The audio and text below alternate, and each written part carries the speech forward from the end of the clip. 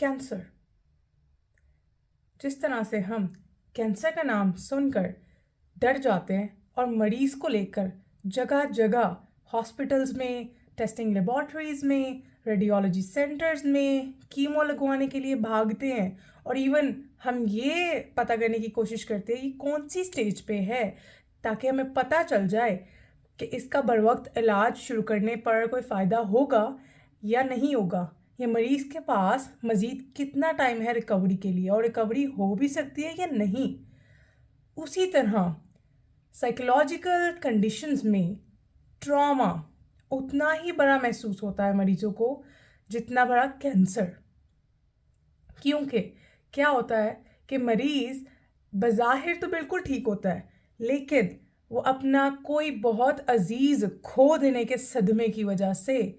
या फिर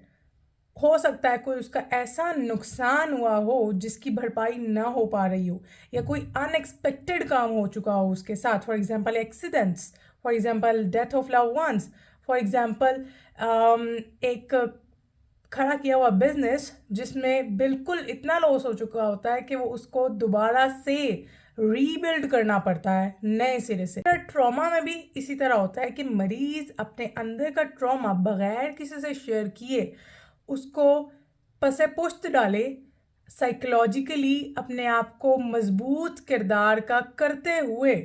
लेके चलता है, मगर क्या होता है कि बहुत ज़्यादा अपने आप को सप्रेस करने की वजह से वो कोलैप्स कर जाता है। यानी कि क्या होता है, नर्वस ब्रेकडाउन हो जाता है, उसके नर्व्स काम करना छोड़ देते हैं, उसको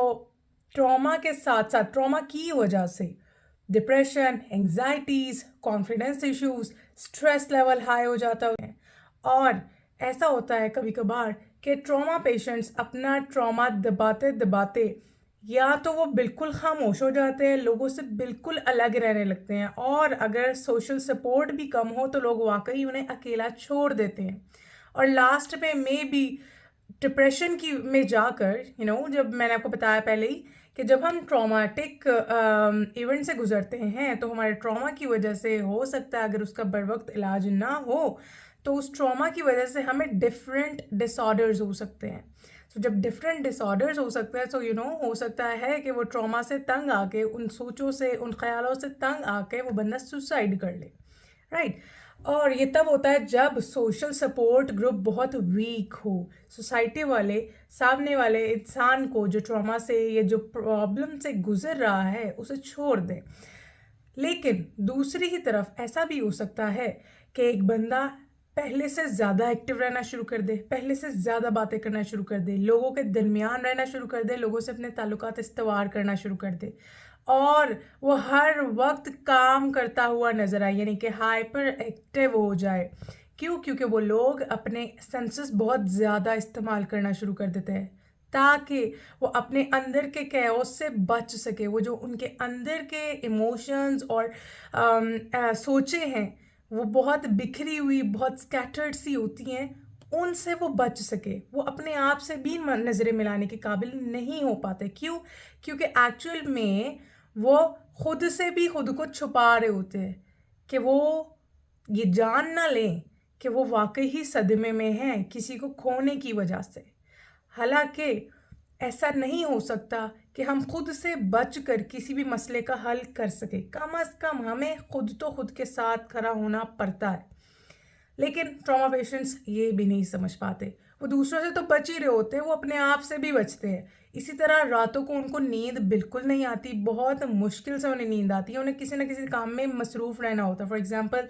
मोबाइल यूज़ करते रहे, लोगों के दरमियान बैठे रहे और तब सोए जब सब सो चुके हों, जब कोई देखे ना उनको कि वो अपने उन सोचों में लड़ रहे हैं, रो रहे हैं या कुछ भी कर रहे हैं। इमोशंस इतने मिस मैनेज हो जाते हैं उनके कि उन्हें पता ही नहीं चलता कि कहाँ एग्रेसिव होना है और कहाँ नॉर्मल बिहेव करना है। सो ये तमाम चीज़ें ट्रॉमा में ट्रॉमेटिक इवेंट की वजह से हो सकती हैं। अब ट्रॉमेटिक इवेंट क्या होता है, इसको जानने के लिए जुड़े रहिए इस वीडियो के साथ और सब्सक्राइब कर दें मेरे चैनल को सो दैट आपके पास ऐसी इंफॉर्मेटिव वीडियोस आ जाएं ताकि आपके सामने अगर कोई ऐसा केस मौजूद है तो आप उसको